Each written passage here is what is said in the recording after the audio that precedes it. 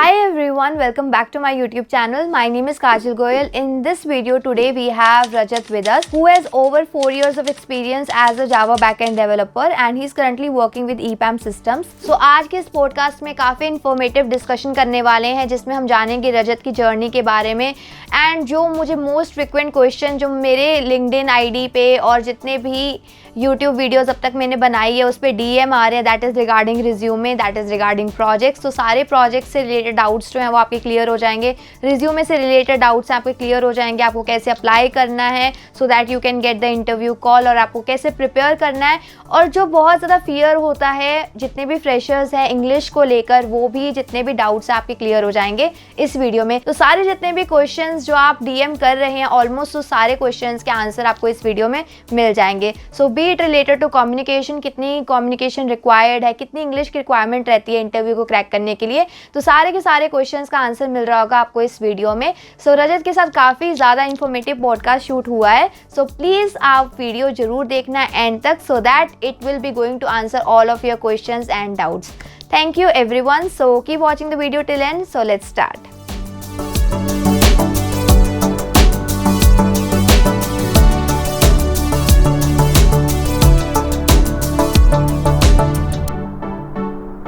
Hi Rajat, welcome to my YouTube channel. कैसे हो आप?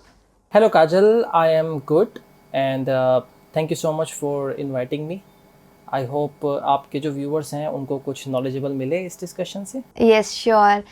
सो रजत, मैंने आपका एक ब्रीफ इंट्रो जो है हमारे व्यूअर्स को ऑलरेडी दे दिया है, so I want you to introduce yourself, like your schooling, your educational background and all about your journey a little bit. Okay. So guys, my name is Rajat Pansal and currently I'm working as a Java developer with EPAM and मेरे को all over 5 years का experience है। So अगर मैं अपने educational background की बात करूँ, so स्कूलिंग पे जाते हैं सबसे पहले। तो I studied in BSF inter college, जो कि एक हिंदी मीडियम स्कूल है रुड़की के अंदर। एंड या sorry to mention, not to mention, I am from Roorkee. And after completing my school education I move to Dehradun, और देहरादून से मैंने अपनी ग्रेजुएशन एंड पोस्ट ग्रेजुएशन की है।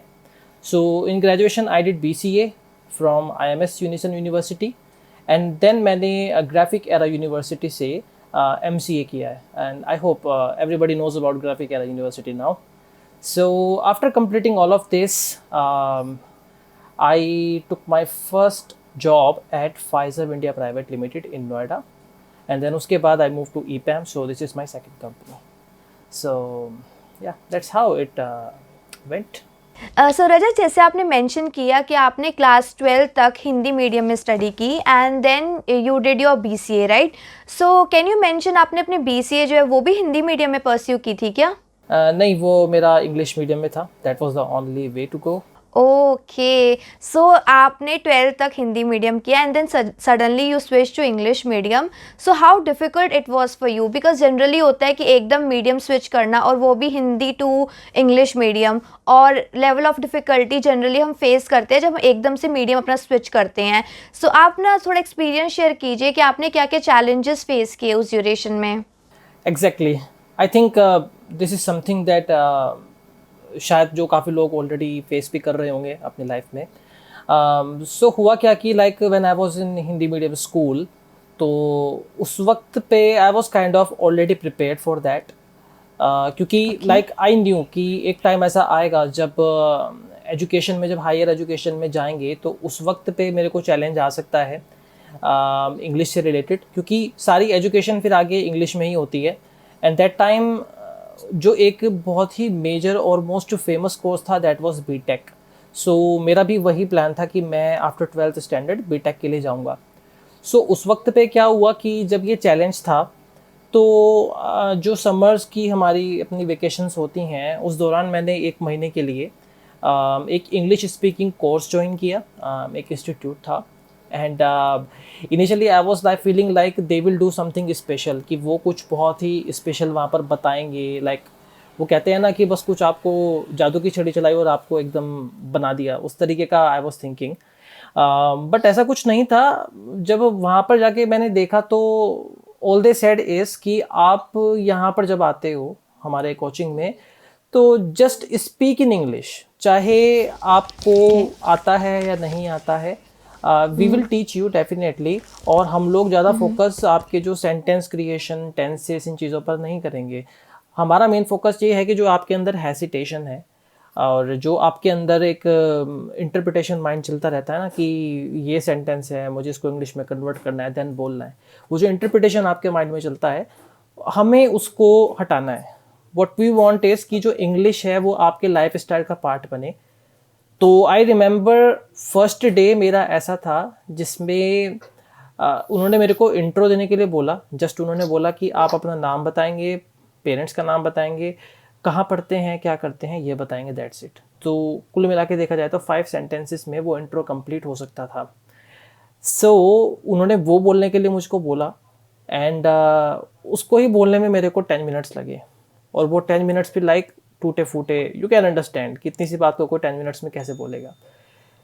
बट आफ्टर अ मंथ जब हम लोगों ने डेली ये बोलना शुरू किया, वो हेसिटेशन गई and I was fluent in English with in a month.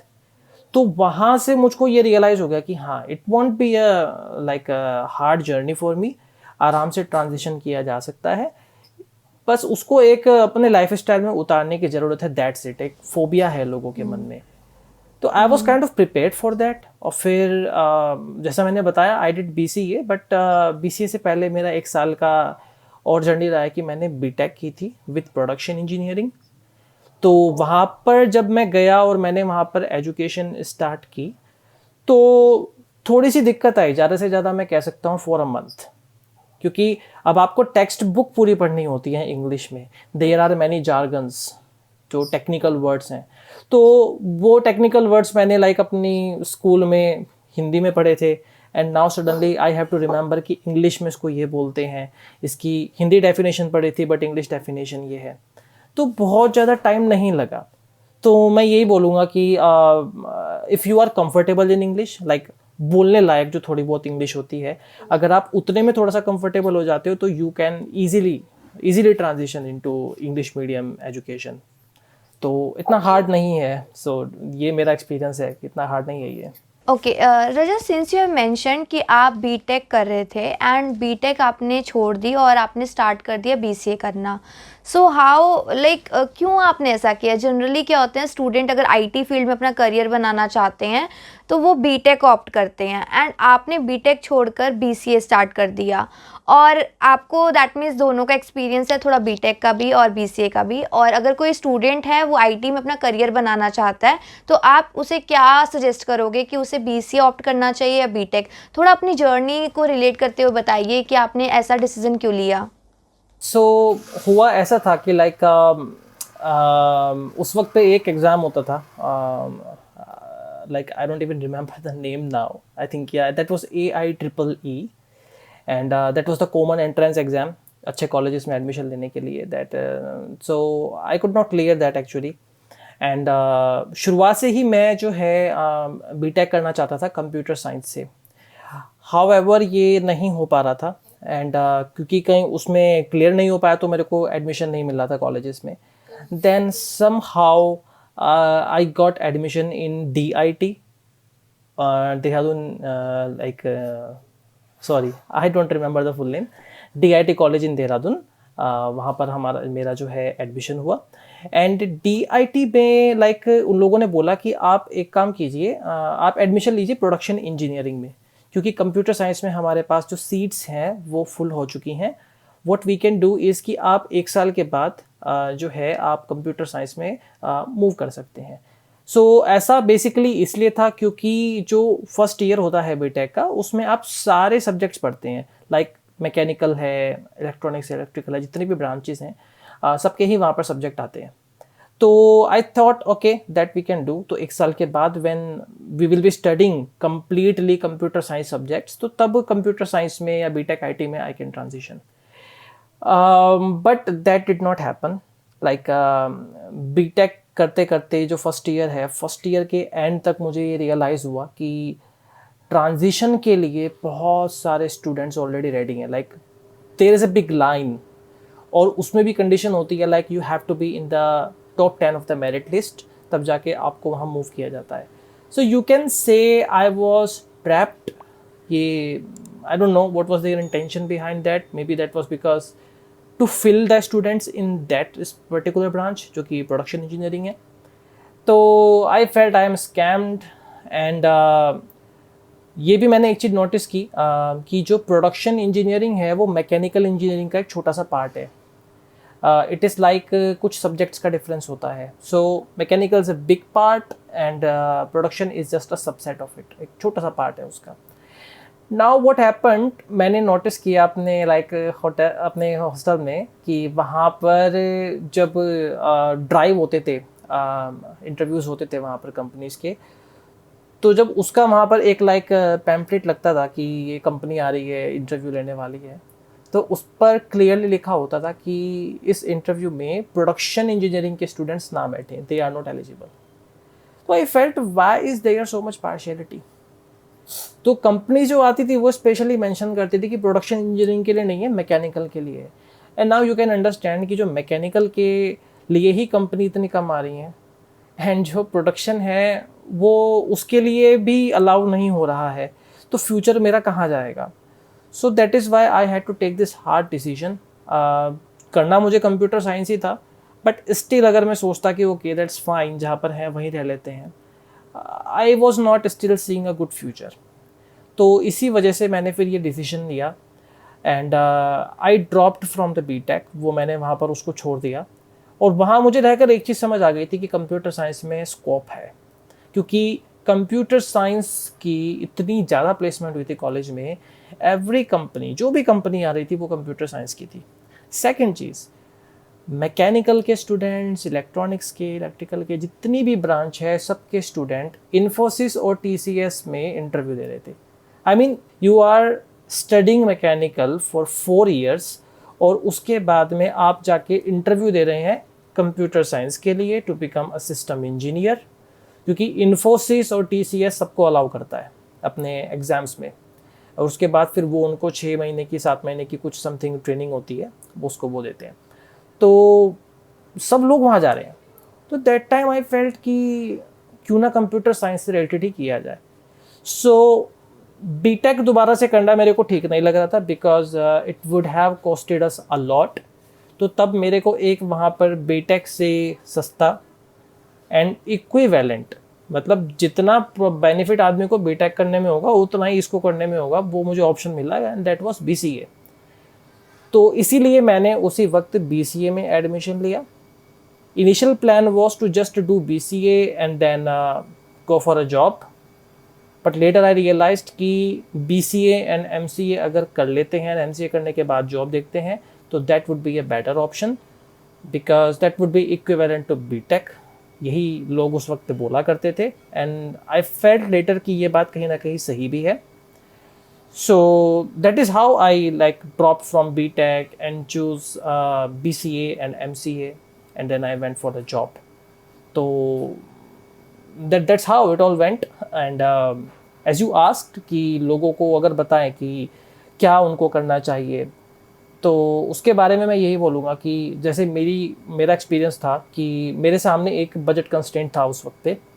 सो उस बजट कंस्ट्रेंट को ही ध्यान में रखते हुए मैंने जो है BCA एंड MCA किया, क्योंकि BCA एंड MCA जो कंबाइंड है वो बीटेक से सस्ते में हो जाती है. That is the first thing. हाँ, ये ज़रूर होता है कि आप जब BCA एंड MCA कर रहे हैं तो you have to study for 5 years. BTech में 4 साल में पूरा हो जाता है, तो आपका कहीं ना कहीं 1 साल बच जाता है बीटेक में. बाकी आई don't see any such difference, क्योंकि आज मैं जब जॉब कर रहा हूँ तो मेरे साथ सभी लोग हैं. जो भी काम मैं कर रहा हूँ वही काम मेरे साथ में बीटेक वाले लोग कर रहे हैं. पैकेजेस की अगर बात करें तो we are on the same level. तो I don't see a lot of difference. Okay, great Rajat. So Rajat, अभी आपने मेंशन किया था कि आपको इंग्लिश जो है वो स्टार्टिंग में नहीं आती थी, तो आपने काफ़ी चैलेंजेस फेस किए थे. तो जनरली ये स्टूडेंट्स के साथ भी होता है, क्योंकि उनकी नेटिव लैंग्वेज जो है हिंदी रहती है या कोई अदर लैंग्वेजेस रहती है, but when it comes to English तो वो काफ़ी डिफ़िकल्टी फेस करते हैं किससे भी बात करने में. बट अगर हम बात करें IT सेक्टर में, तो IT सेक्टर में जनरली जो जितने भी इंटरव्यूज़ होते हैं वो इंग्लिश में ही होते हैं. तो इस टाइम जो स्टूडेंट्स हैं, कोई भी फ्रेशर है वो जनरली डिफ़िकल्टी फेस करता है कि मेरा कोडिंग तो बहुत अच्छा है, मेरा डेवलपमेंट साइड काफ़ी अच्छा है, but when it comes to interview और इंटरव्यू में इंग्लिश में बात करनी पड़ेगी तो वो एक बहुत ही बड़ा चैलेंज लगता है स्टूडेंट्स को या जनरली फ्रेशर्स को। आप बताइए अपने एक्सपीरियंस से कितनी इंग्लिश की रिक्वायरमेंट होती है कोई भी इंटरव्यू क्रैक करने के लिए, और जनरली आपको एक्सपीरियंस है, आपने भी वो डिफ़िकल्टी फेस की है, तो आप स्टूडेंट्स को सजेस्ट कर सकते हो कि वो उसे कैसे ओवरकम करते हुए आईटी सेक्टर में अपनी जर्नी स्टार्ट कर सकें। सबसे पहले बात करते हैं कि लाइक कितनी इंग्लिश की रिक्वायरमेंट होती है। सो एक मेरा लाइक पर्सनल एक्सपीरियंस है इन जनरल स्पीकिंग कि हम लोग जब लाइक पढ़ रहे होते हैं लाइक स्कूल में, कॉलेजेस में, तो एक चीज़ है जिस पर बहुत ज़्यादा फोकस किया जाता है और वो है कि आप डिफरेंट काइंड ऑफ वर्ड्स, उनके जो भी सिनोनिम्स हैं, एंटोनिम्स हैं, आप उनको याद करो। कहीं ना कहीं I believe that may stop you from progressing.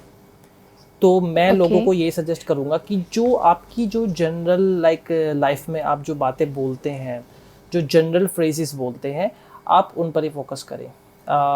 Don't get over inspired by the people जो तगड़े तगड़े लाइक यू नो फ्रेजेस उठा के लाते हैं, बताते हैं और जार्गन्स बहुत ज़्यादा बोलते हैं। उसकी ज़रूरत नहीं है। That will not impress the interviewer. मेरे हिसाब से आपको इतनी इंग्लिश आनी चाहिए कि जो आपको आता है आप उसे कन्वे कर पाए।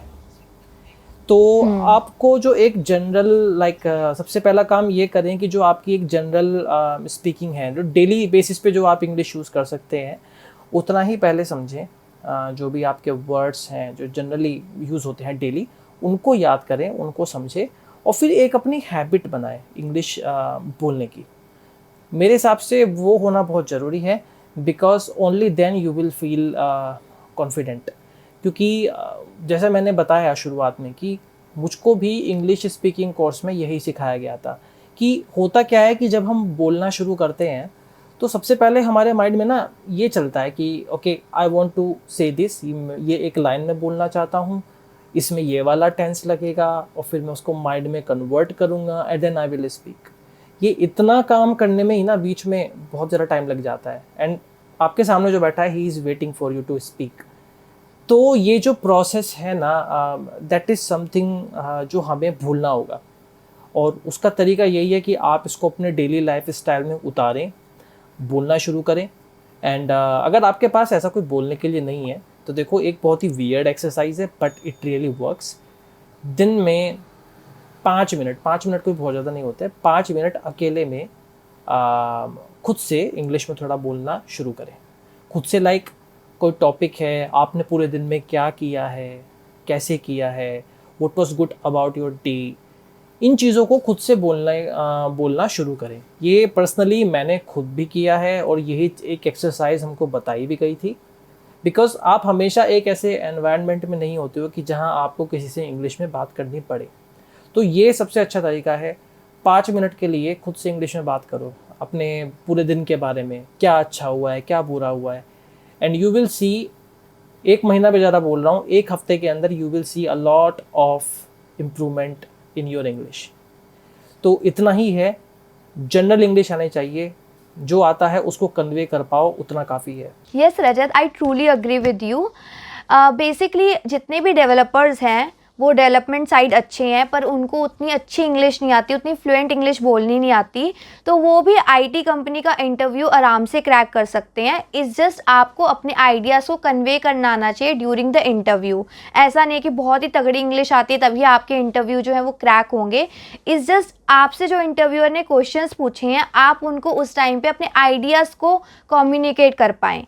बट रजत, जनरली क्या होता है, स्टूडेंट्स के मन में, फ्रेशर्स के मन में एक डाउट आता है। मान के चलो कि मैंने कोई ना कोई इंटरव्यू क्रैक कर लिया, ठीक है, उसके बाद क्या होता है जब हम कंपनी में एंटर करते हैं तो एज अ जावा डेवलपर और even any developer we know कि हमें जो काम है वो फॉरेन क्लाइंट्स के साथ करना है। तो हमारे क्लाइंट्स जो है फॉरेन के हो सकते हैं, कहीं से भी हो सकते हैं, बीट यूएसए, यूके और एनी साइड, राइट। तो उस टाइम पे जो जितने भी स्टूडेंट्स हैं उन्हें बेसिक इंग्लिश आती है, तो वो उस टाइम पे उन क्लाइंट्स के साथ कैसे डील करेंगे, क्योंकि उनके एक्सेंट को समझना, उनके साथ बात करना, उनकी रिक्वायरमेंट्स को समझना, तो ये जनरली डाउट होता है कि क्या उन्होंने इंटरव्यू तो क्रैक कर लिया है, पर क्या वो कंपनी में काम करते हुए, उन क्लाइंट से डील करते हुए का मतलब कि सरवाइव कर सकते हैं कंपनी में उतनी इंग्लिश ना आते हुए? Yes Kajal, this is a very good question and I think बहुत लोगों के दिमाग में ये होगा भी। मेरा पर्सनल ओपिनियन यही है कि इंग्लिश की जैसे बोलने की बात करें तो दो चीज़ें सबसे पहले आती है लोगों के दिमाग में। सबसे पहला एक्सेंट, कि पता नहीं हमारा एक्सेंट कैसा होगा, सामने वाले को समझ आएगा कि नहीं आएगा। मुझे ऐसा लगता है कि like they are also familiar with Indian accent, क्योंकि they are working with most of the Indians, तो वो भी फेमिलियर रहते हैं। एंड अगर आपका एक्सेंट बिल्कुल ही ख़राब है कि मतलब कुछ समझ ही नहीं आ रहा आपका जो वर्ड है, तो उसके बारे में तो आई विल से कि हाँ, you have to work on that. Sorry for all the noise. तो हाँ, उसके लिए मैं बोलूँगा कि you really have to work on that. लेकिन अगर आपका एक्सेंट ठीक है and now you are thinking कि आपका एक्सेंट बिल्कुल फॉरेनर जैसा होना चाहिए, तो मुझे लगता है कि आप वहाँ थोड़ा गलत हैं। They can easily understand you. Second, बात करते हैं स्पीड के बारे में। मोस्टली हमारे इंडियंस के अंदर आदत होती है कि हम लोग इंग्लिश बहुत तेज़ बोलते हैं। एंड मैंने अमेरिकन्स के साथ में ये नोटिस किया है कि वो जब मीटिंग्स में आते हैं ना, तो दे स्पीक वेरी स्लो, बहुत आराम से बात करते हैं, बहुत आराम से चीज़ों को समझाते हैं, ऐसे समझाते हैं कि वो हमें भी समझ आएगा। और लाइक आप बोलोगे तो दे आर पेशेंट इनफ कि वो सुनते हैं, वो आराम से बैठते हैं, they will not interrupt you. तो इस तरह का मैंने अमेरिकन्स के साथ में, यूरोपियंस के साथ में बहुत ज़्यादा फील किया है। सो आई डोंट थिंक कि आपको बहुत हाई फाई इंग्लिश की ज़रूरत है। ट्रस्ट मी, मेरे साथ में जो बहुत से लोग ऐसे काम कर रहे हैं कि वो जब इंग्लिश बोलते हैं उनके सामने तो दे स्टैमर। हालांकि मैं स्टैमरिंग को बोलते वक्त इतना अच्छा नहीं मानता हूँ, बट स्टिल ऐसा नहीं है कि इससे उनकी लाइफ में या उनकी जॉब में, उनकी जो जर्नी है उसमें उनको सक्सेस ना मिली हो, ऐसा बिल्कुल भी नहीं है। तो वही सेम चीज़ जो मैंने पहले कही थी कि उतना बोलो, उस तरीके से बोलो कि सामने वाले को समझ आए, आप अपने आइडियाज़ कन्वे कर पाएँ। Don't try to be a foreigner. तो यही एक सिंपल सी बात है जो मैं कहना चाहूँगा। Don't try to be a foreigner, just speak normally. तो रजत, इससे ये तो आइडिया लग गया, जितने भी स्टूडेंट्स हैं, फ्रेशर्स हैं, उन्हें डरने की ज़रूरत नहीं है। फॉरेनर्स हैं, लाइक वो आपको खाने नहीं वाले हैं, ठीक है। आप आराम से जाकर काम भी कर सकते हैं और आपको कंपनी में भी सेल्फ सीखने को मिलेगा। तो अगर आपको इतनी तगड़ी वाली इंग्लिश नहीं आती तो डरने की कोई बात नहीं, आप आराम से कंपनी में भी काम कर लोगे और अपना इंटरव्यू भी क्रैक कर लोगे। So that was good to hear. So Rajat, आप ये बताइए, आपने फाइजर कंपनी मेंशन की। सो फाइजर कंपनी में आपका जो प्लेसमेंट था वो ऑन कैंपस था या off campus? That was off campus.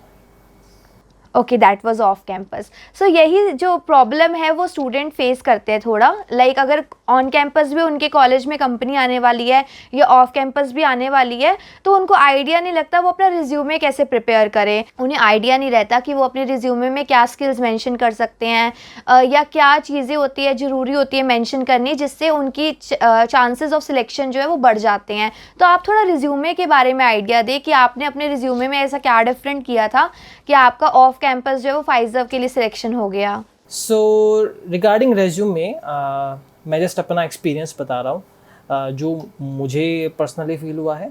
So according to me, देखो कई चीज़ें उसमें हैं जो हम इम्प्रूव कर सकते हैं, कई तरीके से कर सकते हैं। फर्स्ट ऑफ ऑल कि उसका जो लेआउट है वो कैसा है, क्योंकि बहुत बार ऐसा देखा है मैंने कि हम अपने रेज्यूमे में सब कुछ डाल देते हैं, वी गिव एक्स्ट्रा इन्फॉर्मेशन, कई पन्नों का रेज्यूमे बना देते हैं, तो which I feel is not correct.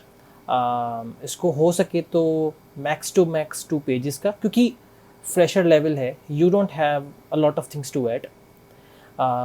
तो इसीलिए मेरे हिसाब से 1 पेज का काफ़ी होता है, इनफ रहता है। Max to max 2 pages, but 1 page का रहे तो ज़्यादा बेटर है। उसको इस तरीके से लेआउट करें। अब बात करते हैं उसके कंटेंट की कि उसमें क्या होना चाहिए। सबसे पहले मुझे लगता है कि अगर आप ग्रामेटिकल मिस्टेक्स वहाँ कर देते हैं, छोटी मोटी ग्रामेटिकल मिस्टेक्स कर देते हैं, ऐसा नहीं है कि आप उसके बेसिस पे रिजेक्ट हो जाओगे, but I think it's good to improve them. जैसे कि सबसे पहले लाइन आपको मिलेगी ऑब्जेक्टिव की, अगर सबसे पहले वही पढ़ेगा बंदा, मतलब नज़र वहीं जाएगी, तो आई थिंक उसको थोड़ा सा इम्प्रूव कर सकते हैं, उसको ग्रामेटिकली थोड़ा सा करेक्ट करें, उसमें मिस्टेक ना हो, दैट्स व्हाट आई फील। अब बात आते हैं करते हैं उसके आगे के कंटेंट की, जो कि आता है आपका टेक्निकल स्टफ़।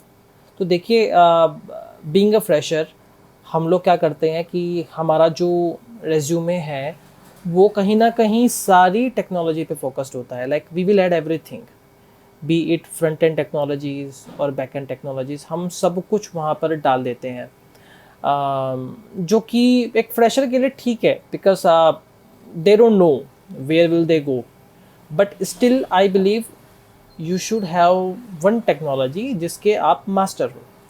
तो बहुत बार मेरे साथ ये हुआ है कि मुझसे पूछा है कि ओके, आपके रेज्यूमे में ये इतनी चीज़ें हैं, आप किसके साथ में कंफर्टेबल हो, आपका इंटरव्यू हम किस में लें, ये मुझसे कई इंटरव्यूज़ में बोला है शुरुआत में। तो तब जाके आई फेल्ट कि शायद जो मेरा रेज्यूमे है वो फोकस्ड होना चाहिए किसी अपनी एक टेक्नोलॉजी पे जो मुझे अच्छे से आती है, लाइक सपोज जावा। तो जावा रिलेटेड जो टेक्नोलॉजीज़ हैं, जो स्टैक में यूज़ होती हैं, we can prepare our CV around that, क्योंकि वी नो, हमने सब पढ़ा है, सब पढ़ते हैं हम लोग, एक स्टूडेंट सब पढ़ता है, but what is your major, तो ये कन्वे करना ज़्यादा ज़रूरी है आपके CV में। एंड मेरे टाइम की बात करें तो उस टाइम पे I did not know about the frameworks and all these stuffs, but मुझे ऐसा लगता है कि अब अगर आप अपने रेज्यूमे में एक फ्रेमवर्क, कोई एक फ्रेमवर्क भी अगर आप सीख लेते हैं, उसको ऐड ज़रूर करें। This will give you an extra weightage to your CV। जैसे जावा की बात करें तो जावा में like we have Spring Boot which is the very famous framework, कहीं भी जाओगे इस पे काम करने को ज़रूर मिलेगा, तो आप इसको ऐड कर सकते हैं। आप माइक्रो सर्विसेज के बारे में थोड़ा बहुत पढ़ के उनको ऐड कर सकते हैं, तो that is something you can add. And इसके अलावा आई वुड से प्रोजेक्ट्स, तो आपने जो भी प्रोजेक्ट बनाया है उसको अच्छे से वहाँ पर लिखें, उसके बारे में लिखें। And I will be very honest, मेरे साथ के बहुत सारे स्टूडेंट्स ऐसे थे जिनके जो प्रोजेक्ट्स थे वही थे इंटरनेट से डाउनलोड किए हुए, मिल जाते हैं इजीली, एंड वहाँ थोड़ा सा लोग फंस जाते हैं। सो मैं यही बोलूँगा कि आप एटलीस्ट अपनी एंटायर जर्नी में कॉलेज की प्रोजेक्ट को ढंग से बना लें, उसको खुद से बना लें, एंड उसको वहाँ पर मेंशन करें, क्योंकि अगर वो खुद से बना के वहाँ पर मेंशन करेंगे तो you will be very confident. See, जब भी इंटरव्यूअर आपका इंटरव्यू लेगा तो आपकी सबसे पहले उसका फोकस ये रहेगा कि सबसे पहले तो ये बताओ कि भाई आप अपने बारे में बताओ, ये फ्रेशर के लिए बता रहा हूँ। सबसे पहले वो आपका कॉन्फिडेंस देखेंगे कि आप कन्वे कर पा रहे हो या नहीं। सेकंड चीज़, फिर वो आपसे पूछेंगे कि आपकी मेजर टेक्नोलॉजी क्या है, आप किस पे काम करना पसंद करते हैं, तो फिर उससे रिलेटेड क्वेश्चंस हो सकते हैं। Then they come to your project, और जो प्रोजेक्ट वाला सेक्शन है it may take a lot of time, like उसको वो अच्छे तरीके से जान सकते हैं। वो जानना चाहते हैं कि how much do you know about the implementation, कि कैसे इम्प्लीमेंट किया जाता है, what can be the challenges, क्यों इम्प्लीमेंट किया है। तो वो चीज़ें जानना उनका एक प्राइमरी फोकस होता है। एंड ट्रस्ट मी, अगर आप अपने प्रोजेक्ट को ढंग से जानते हो तो आप कहीं ना कहीं, मुझे ऐसा लगता है कि इंटरव्यू को ड्राइव आप करोगे, नॉट द इंटरव्यूअर। तो मुझे लगता है ये सबसे अच्छे तरीके हैं आपके CV को इम्प्रूव करने के लिए, एज़ पर माई एक्सपीरियंस। इन चीज़ों पे काम करोगे तो that will be very beneficial. Rajat, बहुत हेल्प हो जाएगी अगर आप थोड़ा फ्रेशर्स को गाइड कर सके पॉइंटर्स के रिस्पेक्ट में। लाइक जैसे आपने खुद मेंशन किया ना कि फ्रेशर्स को आइडिया ही नहीं होता कि उनका स्ट्रक्चर कैसा होना चाहिए, तो उनको आइडिया नहीं रहता कि कौन कौन से पॉइंटर्स उनको ऐड करने हैं। तो आप थोड़ा बहुत एक हाईलाइट दे सकते हैं कि कौन कौन से पॉइंटर्स वो ऐड कर सकते हैं अपने रिज्यूमे में, उसको स्ट्रक्चर तरीके से बनाने के लिए, ताकि वो 1 पेज में भी फिट हो जाए और वो जितनी भी रिक्वायर्ड इंफॉर्मेशन है वो उसमें ऐड ऑन कर दे दें? देखिए, मुझे क्या लगता है कि एनीथिंग रिगार्डिंग द वर्क जो आपकी जॉब में आपको हेल्प कर सके, जो कन्वे कर सके कि व्हाट आर योर स्किल्स, उन चीज़ों को ऐड करना एक बेटर रहता है।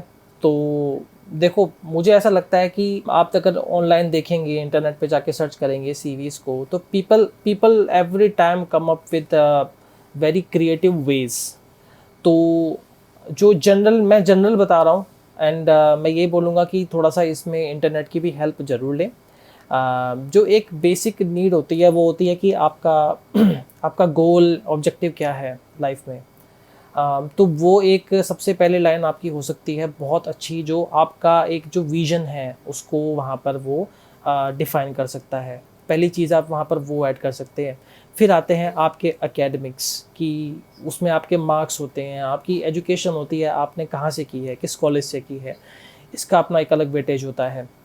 एंड देन आता है आपकी टेक्निकल स्किल्स। तो टेक्निकल स्किल्स में जैसे मैंने ऑलरेडी बताया कि आप अपनी टेक्नोलॉजीज़ बता सकते हैं, आपका मेजर बता सकते हैं। तो उसके अंदर अगर आप लाइक वो अगर स्ट्रक्चर्ड है, properly structured, like I know that मुझे जावा आता है, तो जावा से रिलेटेड जो टेक्नोलॉजीज़ हैं जो चल रही हैं, तो एजुकेशन से अलग एडिशनली मैंने क्या प्रिपेयर किया है, वो चीज़ वहाँ पर आपकी आ सकती है। और फिर उसके बाद आ सकता है आपका प्रोजेक्ट जो आपने बनाया है। एंड देन आप वहाँ पर थोड़ा सा एंड में अपनी हॉबीज़ बता सकते हैं। एंड हॉबीज़ के अलावा वहाँ पर आप फिर अपने अचीवमेंट्स बता सकते हैं। अब यहाँ पर एक चीज़ आती है कि बहुत से लोगों को देखा मैंने कि वो हॉबीज़ में भी अपना वही डाल देंगे कि coding is my hobby and all those things. But I think you can go personal there, कि आप वहाँ पे थोड़ा सा अपने बारे में बता सकते हैं। Okay, I like to read, I like sports, ये सारी चीज़ें, क्योंकि वो सब बातें भी करते हैं। Yes Rajat, sorry to interrupt you, जैसे आपने स्पोर्ट्स मेंशन किया, तो चलो स्पोर्ट्स वगैरह समझ आता है कि हम कोई अनरियलिस्टिक हॉबी डाल सकते हैं, क्योंकि आजकल के यूथ की हॉबीज़ तो गेमिंग भी हो चुकी है, ठीक है। बहुत सारी अनरियलिस्टिक हॉबीज़ भी हैं जो उन्हें अच्छी लगती हैं, जो थोड़ा आईटी सेक्टर से रिलेट नहीं करती, तो उस टाइप की हॉबीज़ भी हम मेंशन कर सकते हैं। अकॉर्डिंग टू मी येस, क्योंकि मेरे रेज्यूमे में I had mentioned all of this, क्योंकि I am also a music producer. तो मैंने वहाँ पर वो सब मेंशन किया। एंड मेरे साथ हमेशा ये हुआ है कि जो इंटरव्यूवर्स हैं उन्होंने मुझसे कुछ देर तक उस पर भी बात की, like how you do that and all those stuffs, क्योंकि वो भी कंफर्टेबल होना चाहते हैं, वो भी आपसे बात करना चाहते हैं, आपको जानना चाहते हैं। एंड जब कभी ऐसा होता है ना कि आपसे जब शुरुआत में इस तरह की बातें की जाती हैं किसी सेशन में, तो मुझे लगता है कि थोड़ा सा वी बिकम मोर कंफर्टेबल। जब कोई ऐसा सेशन होता है ना कि आप गए और जाते ही आपसे बिल्कुल सब टेक्निकली शुरू हो गया, आई थिंक थोड़ा सा प्रेशराइजिंग हो जाता है। तो they also try to calm down the candidate, तो वो थोड़ा सा बात करेंगे, जानेंगे आपके बारे में, और वहाँ पर आप थोड़ा कंफर्टेबल हो जाएंगे और फिर आपका इंटरव्यू शुरू होगा। तो I think it is good to add additional things. Okay, great Rajat, बहुत अच्छा इंसाइट आपने बताया। तो जितने भी फ्रेशर्स हैं, अगर आपको लगता है कि आपकी कोई हॉबीज़ हैं अपार्ट फ्रॉम कोडिंग, तो आप वो भी मेंशन कर सकते हो। इससे क्या होता है, आपका जो इंटरव्यूअर है वो आपसे उस टाइप की थोड़ी कॉन्वर्सेशन कर लेता है, तो आपका जो इंटरव्यू है वो थोड़ा सा लाइट हो जाता है। और हो सकता है आपकी हॉबीज़ से ही कोई हॉबीज़ जो है वो इंटरव्यूअर को पसंद हो, और उस रिलेटेड ही आपका कम्युनिकेशन हो जाए।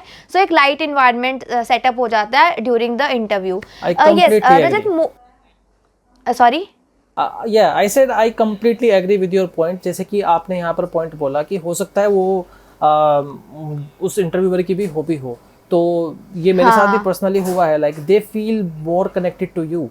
तो इंटरव्यूअर कई बार इस चक्कर में स्मूथ ही हो जाते हैं। ये एक बहुत ही छोटा सा साइकोलॉजिकल टिप है, टू बी ऑनेस्ट, जो काम करता है। यस, ऐसा होता है, अगर मतलब मेरे को एक चीज़ में इंटरेस्ट है और सामने वाले को भी उसमें कॉमन इंटरेस्ट है, तो उस चीज़ से रिलेटेड काफ़ी बातें हो जाती हैं और कहीं ना कहीं कनेक्शन सा फील स्टार्ट हो जाता है। या आई अग्री विद यू। या एंड रजत, आपने अभी मेंशन किया था प्रोजेक्ट के बारे में कि फ्रेशर्स के लिए प्रोजेक्ट तो बहुत ही ज़्यादा इंपॉर्टेंट है। तो प्रोजेक्ट से ही बात करते हैं। आपने कहा कि जनरली फ्रेशर्स क्या करते हैं, कट कॉपी पेस्ट वाला प्रोजेक्ट जो है वो बनाते हैं, और आपके जितने भी बैचमेट्स हैं वो भी जनरली यही कर रहे थे। इनफैक्ट ये छोड़ो, मेरे बैचमेट्स भी यही कर रहे थे, और कहीं ना कहीं मुझे भी आइडिया नहीं लग रहा था कि प्रोजेक्ट कैसे बनाने हैं ताकि मैं शोकेस कर पाऊँ। जनरली मैं जो काम था मेरा वो जावा में था, मतलब मैं अपने कॉलेज में जावा वगैरह ही सीख रही थी, पर प्रोजेक्ट की नॉलेज फिर भी मुझे नहीं थी। इंटरनेट का हेल्प ले लिया तब भी थोड़ा आइडिया नहीं लगता यार, वही सेम प्रोजेक्ट हैं, वही यूट्यूब पे सेम प्रोजेक्ट्स बनाए जा रहे हैं, तो हम क्या अलग कर सकते हैं, कैसे कट कॉपी पेस्ट से बचा जाए और कैसे खुद प्रोजेक्ट बनाया जाए। तो वो थोड़ा आप बता दीजिए, क्योंकि आपने प्रोजेक्ट को काफ़ी हाईलाइट किया है, तो मैं चाहती हूँ ताकि जो फ्रेशर्स हैं उनको भी आइडिया लग जाए कि प्रोजेक्ट पे कैसे वर्क किया जा सकता है। ओके देखो, मैं ये नहीं बोलूँगा कि आप कोई बिल्कुल ही फ्रेश और इनोवेटिव आइडिया लेकर आए कि जो किसी ने नहीं बनाया वो आप बनाएंगे, ऐसा थोड़ा सा मुझे मतलब इनफीसिबल लगता है। मुझे क्या लगता है कि इसका एक सिंपल तरीका है कि आप जो भी प्रोजेक्ट मतलब बना रहे हो, at least you should know about it, कि आप जो बना रहे हो वो क्या है, क्यों बना रहे हो, और वो आपने बनाया हो। मेन चीज़ ये, क्योंकि कॉपी पेस्ट अगर आप कर रहे हो तो definitely you don't know about it. आपने कॉपी किया, पेस्ट किया, रन किया, चल गया एंड इट्स डन। वो प्रोजेक्ट नहीं होता। प्रोजेक्ट की बात कर रहा हूँ तो मतलब प्रोजेक्ट पे आपने काम किया हो, ऐसा होना चाहिए। आपको मैं पर्सनल एक्सपीरियंस से बताता हूँ। जब मैंने MCA कंप्लीट किया था तो इनिशियली मैंने भी अपने रेज्यूमे में एक ऐसा प्रोजेक्ट डाला था जो मैंने इंटरनेट से डाउनलोड किया था। सो मेरे कज़िन ने मेरे को डाउनलोड करके दिया था, उसने भी किया, मैंने भी किया, और हम दोनों ने उस तरीके से किया ये। लेकिन बाद में जब हम लोग इंटरव्यू के लिए जाते थे तो वहाँ पे जाके आई रियलाइज्ड कि यहाँ पर मैं कहीं ना कहीं मार खा रहा हूँ। तो फिर जाके जो हमारा लास्ट सेमेस्टर था उसमें मैंने एक एकेडमी से कोर्स ज्वाइन किया फॉर पाइथन, क्योंकि पाइथन का बहुत उस वक्त ट्रेंड में आ रहा था। तो तब वो पाइथन में मैंने 2 प्रोजेक्ट बनाए थे खुद से, और फिर मैंने वो ऐड किए, और जो पहले वाला था वो हटा दिया मैंने बिल्कुल वहाँ से। तब जाके I really got a lot of confidence, और फिर जाके मेरे इंटरव्यूज़ में मैंने जो इम्प्रूवमेंट है वो फील किया। तो ये जिन भी लोगों को लगता है, देखो प्रोजेक्ट बनाने का मतलब ये नहीं है कि बहुत ज़्यादा टाइम लगेगा, बहुत ज़्यादा पढ़ना पड़ेगा। एक बार उसको करने का प्रयास करो। मुझे लगता है कि आप अगर उसको करने पे आते हैं तो कुछ हफ्ते भी काफ़ी हैं, आराम से एक प्रोजेक्ट बन जाता है। उसको थोड़ा डेडिकेटेड टाइम दीजिए एंड खुद से बनाइए। कुछ नहीं आता है समझिए, हेल्प लीजिए लोगों की, and then you will be good to go. Okay, तो कोई वेबसाइट आपके ध्यान में हो जिससे कि स्टूडेंट्स हेल्प लेके कर सकते हैं, या आपने कोई चैनल फॉलो किया हो अपने टाइम पे? देखिए, उस वक्त की अगर बात करें तो I did not really go for any channel और एनीथिंग। उस वक्त के लिए मेरे मेंटर्स थे एकेडमी में। हाउएवर अभी के लिए मैं अगर बताऊं तो मैं काफ़ी सारे लोगों के चैनल है, लाइक कोडिंग विद दुर्गेश एक चैनल है यूट्यूब पे, आप उसको फॉलो कर सकते हैं। एंड इसके अलावा भी बहुत सारे चैनल्स हैं। Coding with Durgesh is the one I like to go with, क्योंकि उनकी एक्सप्लेनेशन बड़ी सिंपल होती है एंड हिंदी में उनका पूरा ट्यूटोरियल होता है, तो मैं थोड़ा सा उसमें जाना ज़्यादा प्रेफर करता हूँ। तो आप कोडिंग विद दुर्गेश को फॉलो कर सकते हैं। बाकी इसके अलावा like we will add so many links in the description of the video, तो वहाँ से भी आप जाके उन लोगों को फॉलो कर सकते हैं। So these are a few of the channels which I like to watch, और इनके चैनल पे जाके आपको प्रोजेक्ट्स मिल सकते हैं, और आप उन प्रोजेक्ट्स को ये लोग वहाँ पर प्रॉपरली एक्सप्लेन भी करते हैं, कोड भी करते हैं, असाइनमेंट्स भी देते हैं। तो ये एक्सपीरियंस टोटल वैसा ही हो जाता है जैसा किसी एकेडमी में होता है। तो यहाँ पर जाकर आप इन लोगों को देखकर प्रोजेक्ट्स बना सकते हैं, लर्न कर सकते हैं, and it will really help you.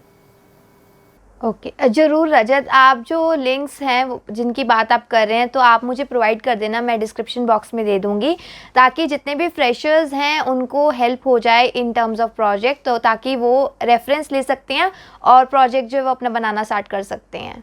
तो रजत, मूविंग ऑन, तो आप अपनी जर्नी बताइए थोड़ी कि आपका जो एक्सपीरियंस है, you have around 4 years of experience as a Java developer, तो आप अपने बारे में थोड़ा बताइए कि आप क्या समझते हैं जावा डेवलपमेंट साइड से, कि इसका फ्यूचर स्कोप क्या है और जावा की मार्केट कैसी है, और अगर कोई फ्रेशर्स जो हैं वो स्टार्ट कर रहे हैं जावा सीखना, तो वो क्या रोड मैप फॉलो कर सकते हैं, उनकी लर्निंग्स कैसी हो सकती है कि वो जावा डेवलपमेंट में कुछ अच्छा कर रहे हों। सो थोड़ा आप अपनी जर्नी से रिलेट करते हुए फ्रेशर्स को थोड़ा गाइड कीजिए। देखो, जावा की हम स्पेसिफिकली क्योंकि बात कर रहे हैं, तो मुझे ऐसा लगता है कि आप जब भी किसी जावा के प्रोजेक्ट में जाते हैं, मोस्टली ये मैं अभी प्रोजेक्ट रिलेटेड बात कर रहा हूँ, इंटरव्यू से रिलेटेड बात नहीं कर रहा हूँ मैं इस वक्त। I am talking about the industry, inside industry क्या होता है। सो अभी तक मैंने यही देखा है कि जावा में इस वक्त जो एक मोस्ट फेमस फ्रेमवर्क है वो है स्प्रिंग बूट। तो आप स्प्रिंग बूट को लर्न कर सकते हैं, एंड स्प्रिंग बूट के साथ ही आप लर्न कर सकते हैं माइक्रो सर्विसेज को, क्योंकि आज के टाइम पे जो मार्केट है, मार्केट में माइक्रो सर्विसेज का जो पूरा पैटर्न है वही यूज़ हो रहा है। सो ये आपके या sorry to interrupt you, just one more thing, अगर कोई फ्रेशर है तो उनके लिए माइक्रो सर्विसेज सीखना रेलेवेंट है, लाइक जावा सीख लिया, स्प्रिंग बूट सीख लिया, तो माइक्रो सर्विसेज अगर नहीं भी सीखते तो काम चल जाएगा, क्योंकि माइक्रो सर्विसेज के लिए भी थोड़ी ज़्यादा नॉलेज चाहिए होती है ना, तो प्लीज़ वो भी आप बता दीजिए। देखिए, मुझे क्या लगता है, जो माइक्रो सर्विसेज है उसको सीखना कोई बहुत डिफिकल्ट काम नहीं है। This is what I think. Okay. So, Okay. if you know Spring Boot, you can easily do the microservice, क्योंकि this is just a pattern. This is not like कि आपको कोई अलग से टेक्नोलॉजी सीखनी पड़ रही है, कोई अलग लैंग्वेज सीखनी पड़ रही है। This is just a pattern which you have to learn. So, as a fresher, जैसे कि मैंने बोला, for interviews, I am not saying microservices पे आप जाओ। For interviews, I am saying कि आप Spring Boot को लर्न कर सकते हो। This is a framework जो आपको आना चाहिए। और अगर माइक्रो सर्विसेज को थोड़ा लर्न करना चाहते हो तो बेसिक उसकी अंडरस्टैंडिंग ले सकते हो। But when you are in the industry, when you are placed, तो तब आप कैसे इम्प्रूव करोगे, कैसे आप ग्रो करोगे। सो अगर उस स्टेज पे हम जाते हैं तो मुझे लगता है कि वहाँ पर माइक्रो सर्विसेज अगर आप सीख लेते हैं तो माइक्रो सर्विसेज आपके करियर की जर्नी में आपको काफ़ी ज़्यादा हेल्प करेगा। क्योंकि इस वक्त इंडस्ट्री में मैं ये देख रहा हूँ कि जो ज़्यादातर बड़े प्रोजेक्ट्स हैं वो माइक्रो सर्विसेज के पैटर्न पे ही अपना ट्रांजिशन कर रहे हैं। जैसे कि करंटली मैं जिस प्रोजेक्ट में काम कर रहा हूँ वहाँ पर भी यही हो रहा है कि एक लेगेसी एप्लीकेशन को माइक्रो सर्विसेज पे मूव किया जा रहा है। So it has many different benefits जो कि मॉडर्न आर्किटेक्चर में बहुत ज़्यादा कन्वीनियंट हो जाते हैं। तो that is why I am saying कि माइक्रो सर्विसेज को आप ऐड कर सकते हैं, not necessarily before interviews, before joining the company, but after joining the company, जब आप इंडस्ट्री में आ जाते हैं, you will still improve yourself, you will still be learning, so that आप स्किल सेट ऐड करते रहेंगे, so that you can achieve heights, you can go for better projects, you can go for better companies। तो skill set को बंदा update करता ही है। तो for that phase you can add micro services, और मुझे ऐसा लगता है कि ऐसे बहुत पॉसिबिलिटी हैं अब के सिनेरियो में कि आप जिस प्रोजेक्ट में जाए शायद वहाँ पर माइक्रो सर्विस ही हो। तो ये बहुत ज़्यादा चांसेस हैं, क्योंकि अब सारे प्रोजेक्ट्स माइक्रो सर्विस की तरफ ही जा रहे हैं। एंड फ्यूचर की बात करें अगर जावा के, तो मुझे ऐसा लगता है कि बहुत ब्राइट फ्यूचर है अभी भी। काफ़ी एक यू कैन से रूमर है जो काफ़ी टाइम से मैं सुनता आ रहा हूँ कि लोग कहते हैं हर बार कि अब जावा का फ्यूचर नहीं है और ऑब्सोलीट हो जाएगा and all. So I would say अभी ऐसा कहीं नहीं होने वाला है। You can still go with Java. बस आप इन चीज़ों पर ध्यान दे सकते हैं कि जो मॉडर्न टेक आ रहा है अभी के लिए सबसे अच्छा टेक है स्प्रिंग बूट, लर्न दैट। और फिर इसको लर्न करने के बाद में अगर आप और आगे अच्छा जाना चाहते हैं तो आप थोड़ा सा मल्टी थ्रेडिंग के बारे में अगर पढ़ लें, मल्टी थ्रेडिंग के फ्रेमवर्क हैं, आप अगर उनको पढ़ लें तो वो एक एड ऑन बेनिफिट देने वाले हैं। सो आप एग्जीक्यूटर फ्रेमवर्क है आप उसको पढ़ सकते हैं. So these are a few things जो आप ऐड कर सकते हैं अपने स्किल सेट में. एंड इसके अलावा एक मैं और आपको बताना चाहूँगा, एक बहुत ही फेमस स्टैक चल रहा है आज के टाइम पे. वो है ये फुल स्टैक इंजीनियर्स के लिए. If you are planning to go for full stack, add React. So React plus Java, ये एक ऐसा स्टैक है जो इस वक्त वाइडली अडॉप्टेड है एप्लीकेशंस में, मॉडर्न सभी एप्लीकेशंस में, जिसमें आपका फ्रंट एंड रिएक्ट में होता है एंड आपका बैक एंड जावा में होता है, which is mostly micro services pattern में. तो आप इसकी तरफ भी मूव कर सकते हैं फ्यूचर में अगर आपको लगता है कि आपको फुल स्टैक जाना चाहिए. So that is the road map I think for Java developers. And yeah that's all you can do. Okay, nice Rajat. So आपने ऑलमोस्ट सब कुछ कवर कर दिया है and I would like to wrap up this podcast. But yes, wrap up करने से पहले मेरे दिमाग में क्वेश्चन आया है कि आप क्या एडवाइस देना चाहते हो. कोई भी अगर एस्पिरेंट है, लाइक कोई भी फ्रेशर्स हैं, वो अपनी आईटी में अपना जर्नी स्टार्ट करना चाहते हैं, तो क्या चीज़ आपको लगती है अपने इतने सारे एक्सपीरियंस के बाद कि उन्हें अवॉइड करनी चाहिए, या एनी सजेशन और advice you want to give to them? Okay, तो सबसे पहली एक एडवाइस आप सभी के लिए, और वो ये है कि बहुत जल्दी डिमोटिवेट नहीं होना है. मैंने टू बी ऑनेस्ट 1 साल स्ट्रगल किया है. मैं ये नहीं कह रहा हूँ कि आपको भी उतना टाइम लगेगा, बट मेरी प्रॉब्लम्स ये थी कि लाइक एज आई सेड कि मैंने काफ़ी इम्प्रूवमेंट्स किए हैं, टेक्निकल गैप्स देखे थे अपने लाइक जर्नी में. So I had to improve them, and after doing all the improvements, I got placed. तो मैं आप सब लोगों से यही बोलूँगा कि डिमोटिवेट बिल्कुल ना हो. कॉलेज में ऐसा बिल्कुल ना हो कि मेरे फ्रेंड का हो गया है प्लेसमेंट, मेरा अभी नहीं हुआ है, something like that. That is a part of the game. Competition होता है, so you don't have to be worried about that. आप सिर्फ इतना करें, डिमोटिवेट होने की जगह ये देखें कि गैप कहाँ आ रहा है, और जहाँ भी गैप आ रहा है उस पर वर्क करें. कुछ भी इम्पॉसिबल नहीं है. एक बार प्रॉब्लम आइडेंटिफाई कर लोगे तो उसका सॉल्यूशन भी अपने आप मिल जाएगा.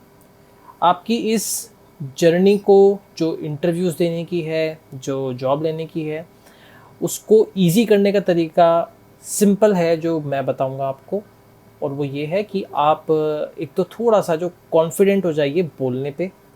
जो एक फोबिया होता है इंटरव्यूअर के सामने बैठ के बोलने का, उससे थोड़ा सा हट जाइए. इंटरव्यूअर आपको छोटी छोटी बातों पे जज कभी नहीं करता है. So talk freely with them, don't be over friendly. And जो भी आप वहाँ पर टॉपिक डिस्कस करने वाले हो, जो भी आप अपनी कोडिंग कर रहे हो, आप वो उनको आराम से एंड तरीके से समझा पाएँ, इतना काफ़ी है आपके लिए. इसके अलावा टेक्निकली यू ऑल नो आपको क्या पढ़ना है, कैसे करना है. अगर कोडिंग में कॉन्फिडेंट नहीं हो तो आई विल से आज से ही आप जो इन ऑनलाइन कोडिंग प्लेटफॉर्म्स हैं, कोडिलिटी है, कोडिलिटी के अलावा जो आपके leet code which is the most famous coding platform, वहाँ पर जाकर फ़िल्टर लगा के इजी टू मीडियम, हार्ड पे नहीं जाना, डेटा स्ट्रक्चर पे नहीं जाना, इजी टू मीडियम जो प्रॉब्लम्स हैं आप उनको वहाँ पर सॉल्व करना शुरू कर दें. तो अगर आप इतना ही कर लेंगे तो आपकी कोडिंग वहीं से इम्प्रूव हो जानी है. और अभी के लिए एक प्रोग्रामिंग लैंग्वेज कोई पकड़ें जिसमें आपका मन लग रहा है, जो आपको अच्छी लग रही है, एंड उसको पढ़ना शुरू कर दें, उस पर मेजरली अपना फोकस करें. एंड आई थिंक आपका इंटरव्यू बहुत अच्छा जाएगा and you will crack it. कोशिश करें, 3 इंटरव्यू दें, 5 दें, 6 दें, कभी ना कभी आपका सिलेक्शन ज़रूर होगा. मन से ये बात निकाल दे कि इतने इंटरव्यू दिए नहीं हो रहा है, पहले में नहीं हुआ, दूसरे में नहीं हुआ, मेरे फ्रेंड का हो गया, उस चीज़ से दूर हट जाए. सो पर्सनल एक्सपीरियंस से कह रहा हूँ, क्योंकि ये चीज़ें मैंने फेस की हैं. इन दी एंड हुआ कुछ नहीं है, सब लोग सेम लेवल पर ही आ गए. सो इसी तरीके से काम करें. आई think you will achieve all the success in your life. Rajat, just one more thing, आपकी बातों से एक और क्वेश्चन मेरे दिमाग में आ रहा है, क्योंकि मेरे को जनरली जितने भी फ्रेशर्स हैं वो मैसेज करके यही बोल रहे हैं कि उनको डिमोटिवेशन इंटरव्यू देने के लिए नहीं हो रही, वो डिमोटिवेटेड इसलिए हैं कि वो अप्लाई कर रहे हैं और उनको रिस्पॉन्स नहीं आ रहा। लाइक लिंक्डइन पे वो अप्लाई कर रहे हैं, नौकरी पे वो अप्लाई कर रहे हैं, अभी जो कॉलेज पास आउट हैं वो बहुत सारी वैकेंसीज़ में अप्लाई कर रहे हैं। पहले तो वैकेंसी है नहीं, और सेकेंडली अगर वो रीच आउट करने की कोशिश करते हैं या जितने भी लाइक बहुत कम उनके इंटरव्यू स्केड्यूल हो रहे हैं, तो वहाँ वो काफ़ी ज़्यादा डीमोटिवेशन फील कर रहे हैं because of recession, you know ना, कि बहुत ज़्यादा मार्केट थोड़ी डाउन है। तो उस चीज़ को कैसे टैकल करें और कैसे इंटरव्यू की कॉल उनको आए, थोड़ा उसके बारे में आप थोड़ा सजेस्ट कर सकते हैं तो। देखिए, उसके लिए जो हमने अभी थोड़ी देर पहले बात की थी अबाउट रेज्यूमे कि उसमें क्या होना चाहिए, मुझे ऐसा लगता है कि if you are not getting selected तो उसके देखो दो ही कारण हैं। फर्स्ट ऑफ ऑल, सबसे पहला तो वही है कि रिसेशन के बारे में जैसे आपने बोला, तो इस वक्त पे वैकेंसीज डेफिनेटली पहले से कम आ रही हैं, एंड जो आ रही हैं उनमें कंपटीशन बहुत है। So you have to stand out of the crowd. जो क्राउड है, जो रेज्यूमे आ रहे हैं, you have to stand out of that. तो उसके लिए आपके रेज्यूमे में कुछ तो ऐसा होना चाहिए लाइक जिसको देखकर जो एचआर है वो बोले कि हाँ, दिस इज़ द गाय, इसका इंटरव्यू लेना चाहिए, इसको शॉर्टलिस्ट करना चाहिए। तो उसके लिए एज आई सेट, जो काम करेगा वो यही है। आप वहाँ पर जो ये आप की टेक्नोलॉजीज़ हैं, एडिशनल जो आपने क्या किया है आप उसको ऐड करें। जैसे कि आपका प्रोजेक्ट के साथ साथ आप फ्रेमवर्क कोई आपको आता है जो इस वक्त इंडस्ट्री में यूज़ हो रहा है। जैसे कि मैंने बात की स्प्रिंग बूट की, ये जावा के लिए कह रहा हूँ।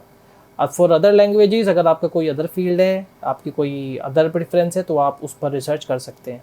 इंडस्ट्री में जावा के लिए इस वक्त spring boot framework widely used है, यही यूज़ हो रहा है। माइक्रो सर्विस का पैटर्न यूज़ हो रहा है। अगर आप इन चीज़ों के लिए एक्सपर्ट होके नहीं जाना है, आप अगर इसके लिए थोड़ा सा प्रिपेयर होके जा रहे हैं, उसको ऐड कर रहे हैं, ट्रस्ट मी, एचआर जो है उसकी नज़र सबसे पहले आप पर जाएगी। Because they won't have to train you, they won't have to do a lot of things on you. They will think कि ये वो कैंडिडेट है जिसको हम ले सकते हैं क्योंकि हमारी रिक्वायरमेंट यही है। After all he will have to work on that. तो आई बिलीव कि आप अपने रेज्यूमे पर काम करें। अगर आप शॉर्टलिस्ट नहीं हो रहे हैं एंड उसको इम्प्रूव करेंगे तो मुझे लगता है डेफिनेटली आपको कॉल आएगा। At least you will get the chance to give the interview. और एक और चीज़ जो मैं कहूँगा, देखो, अभी तक नहीं किया है तो इट्स ओके, अभी भी टाइम है, आप शुरू कर सकते हो। मुझे ऐसा लगता है कि अगर आप किसी कॉम्पिटिटिव प्रोग्रामिंग प्लेटफॉर्म पे, जैसे कि लीड कोड की मैंने बात की, अगर आप वहाँ पे कोडिंग करते हैं तो you can mention the link of that as well. मैंने बहुत लोगों को देखा है कि जो लोग वहाँ पर कंटिन्यूसली प्रोग्रामिंग करते हैं वो वहाँ पर अपना लिंक भी डालते हैं प्रोफाइल का। उसका बेनिफिट ये रहता है कि जो इंटरव्यूअर है, जो टेक्निकल बंदा है, टेक्निकल इंटरव्यूअर है, वो आपकी प्रोफाइल खोल के देख सकता है। ही कैन सी कि आप वहाँ पर कितनी कोडिंग कर रहे हैं, किस तरह की प्रॉब्लम्स आपने सॉल्व की हैं। तो ये भी एक एक्स्ट्रा वेटेज ऐड कर सकता है। दो मैंने ये कभी किया नहीं है, बट मैंने लोगों को ये करते हुए देखा है और उनको मैंने देखा है कि उनको बेनिफिट भी इस चीज़ का मिलता है। तो you can do that as well. Yes Rajat, I agree with you. अगर आप कोई भी कोडिंग प्लेटफॉर्म पे कोड कर रहे हैं तो उसका लिंक जो है वो ऐड ऑन कर सकते हैं, और जो आपने प्रोजेक्ट्स बनाए हैं वो भी आप अपने प्रोजेक्ट्स जो हैं वो गिटहब पे अपलोड कर सकते हैं और उनके लिंक भी आप शेयर कर सकते हैं। और इसी तरह आप अपनी टेक्नोलॉजी पे काम करते जाइए और जो भी प्रोजेक्ट्स आप बना रहे हैं, और ऐसे आपके जो सिलेक्शन के चांसेस हैं वो बढ़ जाएंगे। और अपने रिज्यूमे में वही स्किल सेट मेंशन कीजिए जो आपको आती हैं अच्छे से, और आपका ऑब्जेक्टिव काफ़ी क्लियर होना चाहिए। एजुकेशनल बैकग्राउंड आप अच्छे से मेंशन करें, स्किल सेट मेंशन करें, और अगर आपकी कोई अचीवमेंट है, लाइक आपने कोडिंग में कुछ अचीव किया हुआ है या हैकर रैंक या कोई बैज वगैरह अर्न किए हुए हैं पर्टिकुलर प्रोग्रामिंग से रिलेटेड, तो आप वो भी मेंशन कर सकते हैं। सो ऐसा भी नहीं है कि अगर आप वो मेंशन नहीं करेंगे तो आपका रिज्यूमे सिलेक्ट नहीं होगा, बट आपको वो एड ऑन एडवांटेज देगा to the other student. Thank you so much Rajat, आपने इतना वैल्यूएबल इंसाइट जो है वो हमारी ऑडियंस के साथ शेयर किया, एंड होपफुली ऑडियंस ने काफ़ी कुछ इस पॉडकास्ट से सीखा होगा और उन्हें आपसे जानने को मिला है, and that was really really informative. And thank you so much, आप मेरे चैनल पर आए और इतना वैल्यूएबल इन्फो जो है वो आपने हमारे ऑडियंस के साथ शेयर किया। Thank you so much for inviting me. And जैसा मैंने शुरू में बोला कि ये जो कुछ भी आज मैंने इस पॉडकास्ट में बताया है, that is my own experience. So आप काफ़ी लोगों से अपने एक्सपीरियंसेस ले सकते हैं एंड इस पे वर्क कर सकते हैं। आई होप लोगों को हेल्प मिली होगी। And I will also give my social media links in the description of the video, so Kajal you can add them. तो अगर किसी को भी कोई हेल्प चाहिए, कुछ समझना है, you can send me a message, so I will be very happy to help you all. So thank you so much for inviting me. आपकी जो लिंक्डइन की आईडी है वो तो मैंने डेफिनेटली वो अटैच करनी थी, ताकि जितने भी व्यूअर्स हैं वो वीडियो वॉच कर रहे हैं, उनको कोई भी डाउट हो तो वो आपसे डायरेक्टली कनेक्ट हो सकते हैं। बट उसके साथ मैं आपका जो अटैच करने वाली हूँ वो है insta link, because as you have already mention that आप म्यूज़िक प्रोड्यूसर हो, एंड मैंने आपका जो बायो चेकआउट किया है इंस्टा का, you are a very good singer, means बहुत अच्छा गाना गाते हो। I don't know like how you came in to IT, like you are not exploring singing, but yeah you are a very good singer, I must compliment. So yes, मैं रजत का जो है Insta ID भी mention कर दूंगी। सो कोई भी viewers अगर for fun, for entertainment, if they want to go and check out that link, they can. So yes, it was nice talking to you Rajat, it was a great experience. Thank you so much, Kajal. Thank you for inviting. It was a good experience for me as well. Yeah, thank you so much, Rajat. Thank you. Okay.